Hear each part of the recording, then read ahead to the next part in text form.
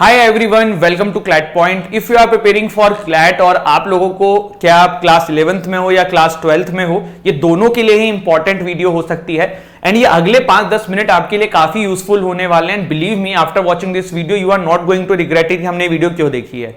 तो फिर से आप सभी का स्वागत है क्लैट पॉइंट पे और आज हमारा जो टॉपिक रहने वाला है वो ये रहने वाला है हाउ टू बैलेंस बोर्ड्स या फिर मैं लिख दूं स्कूल्स विथ क्लैट प्रिपरेशन। आपका हाल इस फोटो की तरह ना हो कि दोनों जगह पे सवार रहते हुए आप नीचे गिर जाएं। क्या करना है जिससे आप इस प्रॉब्लम की सॉल्यूशन से बाहर निकल सकते हैं। तो चलिए फिर शुरू करते हैं। सबसे पहली चीज, आस्क योरसेल्फ, क्या आपको बोर्ड्स को प्रायोरिटी देनी है या क्लैट को प्रायोरिटी देनी है। अगर आप क्लास 11th या 12th में हो, स्पेशली जो क्लास 12th के बच्चे हैं, आप लोगों को इस चीज को समझना होगा 50-50 कुछ नहीं होता है। एक बार मैं फिर समझा रहा हूं, ये मन का मिथ है कि भैया हम तो दोनों चीज को बैलेंस कर लेंगे।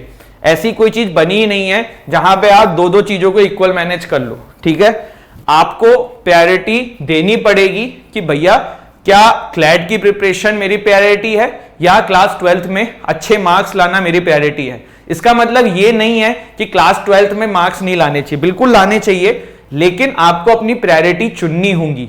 या तो आप क्लैट को ऊपर रख सकते हो या आप क्लास 12th को रख सकते हो एंड ये आप डिसाइड करो। मैं आपको इस पे कुछ नहीं बोलना चाहूंगा, बस मैं ये बताना चाहूंगा कि क्लास 12th में अगर आप 95% भी ले आओगे, आज के डेट में डायरेक्टली उससे कहीं एडमिशन नहीं है, आपको अगेन CUT या कुछ इस तरीके के एंट्रेंस टेस्ट देने पड़ेंगे।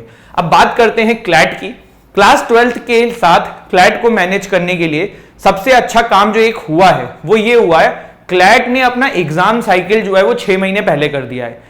मतलब ये है कि अगर आप क्लैट 2025 के एग्जाम देना चाहते हो तो उसका पेपर दिसंबर 2024 में होगा। मतलब दिसंबर 2024 में आप जब पेपर दे दोगे क्लैट का, उसके बाद भी आपके पास 2-3 महीने रहेंगे आपके क्लास 12th को मैनेज करने के लिए, जो कि मोर देन इनफ है। तो ये चीज समझो कि दिसंबर तक अपना मैक्सिमम जो पूरा मेहनत है ना वो क्लैट के प्रति लगाओ और दिसंबर के बाद यू कैन सी कि 12th को कैसे मैनेज करना है। 2-3 महीने इज मोर देन इनफ। इसके बाद अगर हम आगे बढ़े, उससे पहले अगर आप क्लैट 2025 की तैयारी कर रहे हो then you can enrol in our Titan batch. आपके घर पे हम बुक्स भेजने वाले हैं, लाइव क्लासेस हैं, पर्सनल मेंटरशिप है, मॉक टेस्ट है, 1-to-1 सेशंस इंक्लूडेड हैं। अगर आप क्लैट 2026 की तैयारी कर रहे हैं then you can enrol in our Prahar batch, जिसमें भी लाइव क्लासेस है, पर्सनल मेंटरशिप है, मॉक टेस्ट है। 2 साल का कोर्स आपको ओनली 39,999 का है। वहीं क्लैट 2025 का जो हमारा बैच है वो 21,999 का है। अफोर्डेबल प्राइसेस में बेस्ट क्वालिटी कंटेंट आपको प्रोवाइड करने की हमारी तरफ से कोशिश की जा रही है। Don't forget to check our application और वेबसाइट, वहां पे डेमो क्लासेस डिटेल में अवेलेबल हैं। देखिए, अच्छा लगता है, get yourself enrolled in our courses. इसके बाद एक क्वेश्चन आपके दिमाग में आना चाहिए, अगर आप क्लास 11th में हो या क्लास 12th में हो और साथ में आप क्लैट का प्रिपरेशन कर रहे हो, कि क्या आपका स्कूल आपके लिए इंपॉर्टेंट है। तो जवाब आता है हाँ है। क्लास 11th भी इंपॉर्टेंट है, क्लास 12th भी इंपॉर्टेंट है और ऐसा नहीं है कि आपको उस पर ध्यान नहीं देना चाहिए, बिल्कुल उस पर आप थोड़ा बहुत ध्यान दीजिए, मैं ये मना नहीं कर रहा हूं, लेकिन साथ साथ पर डे 3 से 4 घंटे क्लैट की प्रिपरेशन को दीजिए। आपका माइंडसेट क्लैट की प्रिपरेशन पर रहना चाहिए। जैसे कि स्कूल में अगर आपको टाइम मिल रहा है, कहीं खाली टाइम चल रहा है, तो आप अपनी क्लैट की प्रिपरेशन करो ना, क्वांट का सेक्शन सॉल्व करो ना। प्लस आपको यह भी देखना होगा कि आपकी 12th में स्ट्रीम क्या है। अगर आप आर्ट से हो तो आपको वहां पे मैथ्स तो बिल्कुल नहीं मिलनी है, तो मैथ्स के लिए फिर आपको क्वांट के टच में रहना होगा regular. Maths it not like कि 6 महीने नहीं पढ़ी, 1 महीने पढ़ ली हो गया। तो इस तरीके की चीजों को समझना होगा कि आप अभी 11th-12th में किस बैकग्राउंड से हो और आपको किस सब्जेक्ट में कितनी मेहनत करनी है। अगर आपकी इंग्लिश वीक है तो फिर आपको क्रिटिकल रीजनिंग, इंग्लिश के ज्यादा पैसेजेस सॉल्व करने हैं। अगर आपकी इंग्लिश ओके है, करंट अफेयर कमजोर है, तो आपको न्यूज़पेपर पे ज्यादा टाइम देना है। तो इस तरीके से अपना स्केड्यूल बनाओ जिस तरीके से आप अपने स्कूल के साथ उसको मैनेज कर सको। यहां भी वही बात लिखी मैंने, जो टाइम वेल पॉइंट यहां पे यही है। जैसे आप स्कूल बस से स्कूल जा रहे हो, न्यूज़पेपर घर का उठा के लेके चले जाओ, पढ़ लिया 30 मिनट। न्यूज़पेपर से कौन सा करंट अफेयर याद करना होता है। Newspaper is all about reading speed बढ़े, वोकैब बढ़े, प्लस थोड़ा बहुत करंट अफेयर 40-50 मिनट पढ़ के आ जाए तो आ जाए। न्यूज़पेपर पढ़ने में 40 मिनट से ज्यादा मत लगाना, that is more than enough. उसके बाद आप जो भी पढ़ोगे वो टाइम वेस्टेज है, ठीक है, क्योंकि सिर्फ न्यूज़पेपर पढ़ के तो करंट अफेयर नहीं कवर होगा ना, मैगजीन भी पढ़ना है, क्लासेस भी देखनी है। तो भाई ठीक है, 40 minute is more than enough. ठीक, इसके बाद कुछ चीजें आपको हमेशा करनी है, चाहे एग्जाम चाहे कोई भी चीज हो, कॉलेज में फेस्टिवल हो। अगर मैंने आपको बोला क्वांट जो मैथ्स आती है क्लैट के अंदर वो डिफरेंट है, 11th-12th की मैथ से भी, प्लस अगर आप आर्ट्स या कॉमर्स में हैं तो आप तो मैथ्स के बिल्कुल टच में नहीं है, तब तो ये और ज्यादा डिफरेंट है। तो डेली इसके प्रैक्टिस करनी है, न्यूज़पेपर डेली पढ़ना है, मॉक लगाना है, मॉक एनालिसिस देना है, ये चीजें रेगुलर बेसिस पे करते हुए चलना है, तभी आपका काम बनेगा।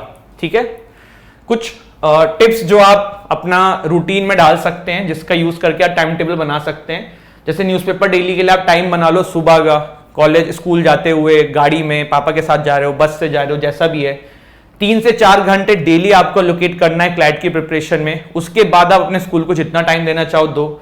अगर आप 11th-12th में हो तो आप कोचिंग अवॉइड कर सकते हो, अगर घर बैठे बैठे आप 11th-12th की क्लासेस कर सकते हो। मैं क्लैट की कोचिंग की बात नहीं कर रहा हूं, मैं बात कर रहा हूं 11th-12th की। अगर 11th-12th के सब्जेक्ट्स आपको लगता है you can manage well without going to coaching, तो आप अवॉइड करो। और अगर कोचिंग लेनी है तो आप 11th-12th की कोचिंग भी ऑनलाइन ले सकते हो, जिससे कि आपका आने जाने का समय बचे। स्पेशली बोर्ड्स वाले बच्चे, आप लोगों को अपना समय को समझना होगा कि टाइम इज एवरीथिंग। अगर आप टाइम बहुत वेस्ट करोगे तो समस्या है, तो वो चीजें आपको समझनी होगी। ठीक है, एंड वीक का सेक्शन जो आपका हो उस पर काम करने की ज्यादा जरूरत है। अब अगर आप लोगों को एक मोटिवेटिंग स्टफ में बताऊं यहां पे, तो हर साल अगर आप पिछले 5 से 10 साल के रिजल्ट देख लोगे, क्लैट में जो टॉप करता है ना बच्चा, मोस्टली वो क्लास 12th का होता है, ड्रॉपर कम होते हैं। और अगर आप 10-20 रैंक्स उठा के देखोगे क्लैट की, तो मोस्टली जो क्लास 12th के बच्चे होते हैं वही रैंक लाते हैं कंपेरेटिवली टू द ड्रॉपर। ये फैक्ट है। इसके पीछे रीजन ये रहता है कि देखो, जो 12th में बच्चा रहता है वो एक अलग फ्लो में रहता है, पढ़ाई के फ्लो में रहता है, तो वो थोड़ी एज है। लगता ये जरूर है कि भाई ड्रॉपर के पास ज्यादा समय, लेकिन ज्यादा सक्सेसफुल जो रिजल्ट है ना वो 12th वाले बच्चों के ही रहते हैं। तो इसीलिए this is a motivating fact, और ये मैंने मन से नहीं बनाया, this is establish fact also. तो be positive, do your hard work with smart work, college school के साथ मैनेज करो चीजें, थोड़ा स्मार्टली पढ़ो, and you will do wonders in your life. I hope I have made some point. Thank you so much. जय हिंद, जय भारत।